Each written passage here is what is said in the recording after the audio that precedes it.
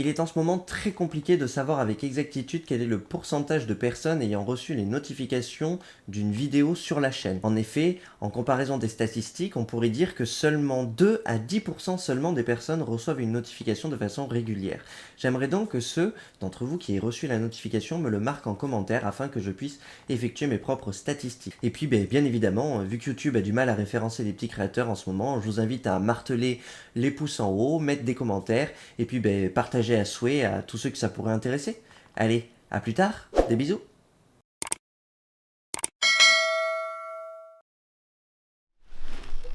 Tout le matériel, c'est pas bien, ça coûte cher. Hop là.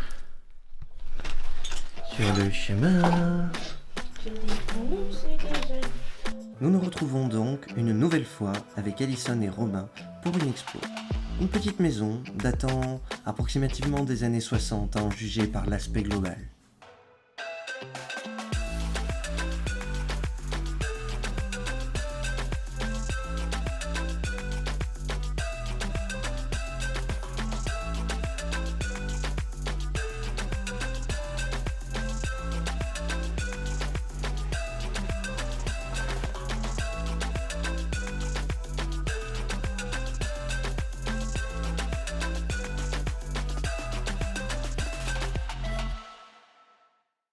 Bonjour à tous et bienvenue sur la prod.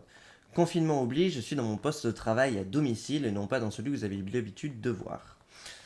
Je fais cette petite intro tout simplement pour vous parler un petit peu de l'exploration, donc qui est une petite exploration mais qui a quand même ces petites choses agréables qu'on a trouvées, notamment beaucoup d'histoires sur les personnes ayant vécu là. Alors bien évidemment, on ne vous donnera pas les noms, mais on va vous parler un petit peu des choses qu'ils faisaient et comment ça se déroulait chez eux, avec cette toute petite maison qui était directement reliée à l'étable de la ferme dont ils avaient possession. Donc c'est vraiment quelque chose de tout petit, dans lequel il restait quand même encore beaucoup d'affaires, et notamment quelques documents, et j'espère que cela vous plaira, surtout que, comme vous le voyez là, on a traversé vraiment littéralement un champ de ronces pour pouvoir accéder directement à cette habitation. Et bien sûr, je vous laisse apprécier la vidéo, et je reviens vers vous dans quelques temps. Bonjour et bienvenue sur la prod.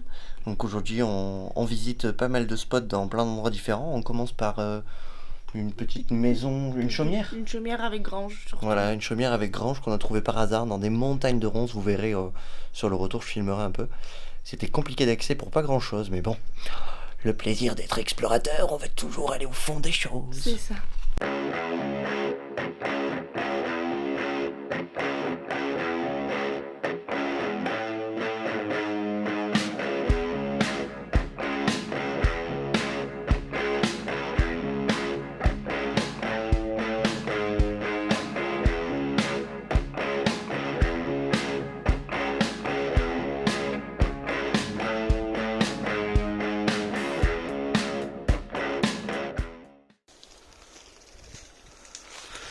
Et vous voyez, c'est ça qu'on disait.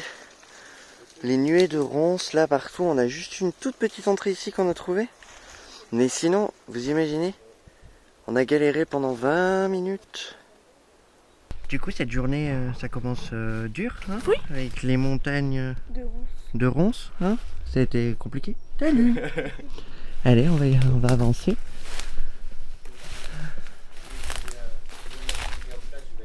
Tu vas te coucher? Aïe.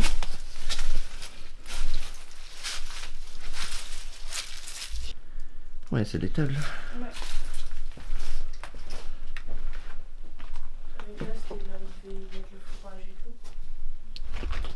Le fourrage, tu penses?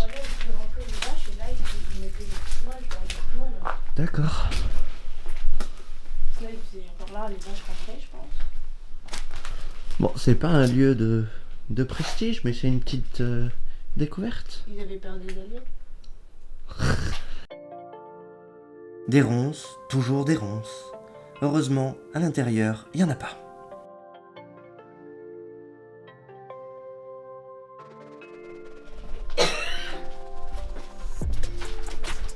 Tu disais quoi? Sur le chemin, t'as des poumons? Ah, je suis pas sûr, là. C'est la mienne.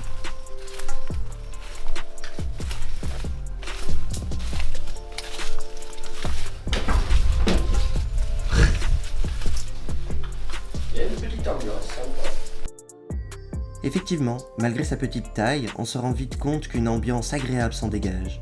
Une maison qui fut pleine de vie certainement à l'époque, et surtout, beaucoup de travail effectué par ses habitants.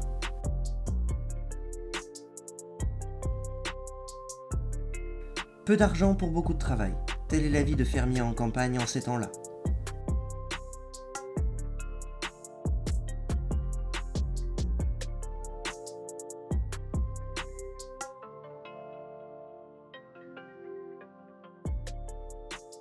Des bulletins de paye de 1974 et 1973.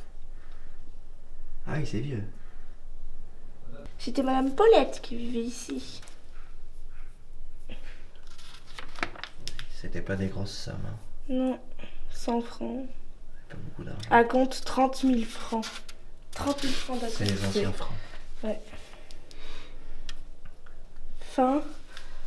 Finir d'écumer. Réglé au jour du 23 septembre.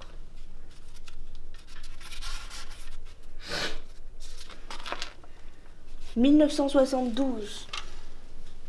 Commencer défeuiller tabac. » Ok. Ah, touchant de tabac. Ah, c'est quoi Claudette? Qu'est-ce qu'il fallait à Claudette? Où ça? Là? Ouais. Donner fleur à Claudette. Non, c'est Paulette. C'est un P. Ah. Reste en décembre. Tu es cochon! Tu es cochon! À l'époque, pas de machines modernes, qui sont souvent réservées aux grandes exploitations. Chez Monsieur et Madame Tout-le-Monde, on fait tout à la main, ou presque. On vit en harmonie avec les animaux et la nature. Les chevaux et les bovins soulagent un peu les fermiers, qui vivaient en grande partie de leurs bêtes et de leurs champs. Cela peut paraître pittoresque, mais l'autonomie qu'ils avaient est presque à envier pour nous qui, par exemple, en pleine épidémie 2020, sommes à la merci des enseignes de grande distribution. Attention tout de même, leur vie était rude, et la nature dictait complètement leur rythme de vie. Une mauvaise saison avait des conséquences dramatiques. Pas de travail au champ, pas de récolte, pas de nourriture et pas d'argent. Telle était la vie des fermiers à cette époque. Et si je mettais mon doigt ici? Non, tu mets pas ton doigt ici. On le voit clairement. Ils vivaient avec peu de choses, mais les divers papiers retrouvés nous ont montré qu'ils étaient heureux comme ça. Cela nous fait réfléchir, pour nous, qui sommes des hyper-connectés, et toujours en recherche de nouvelles choses à acheter.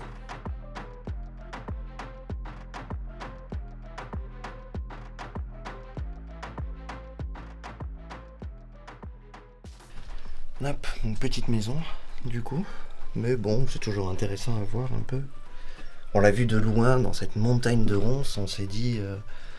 faut quand même qu'on aille voir, même s'il n'y a rien, on le savait, mais fallait qu'on aille voir.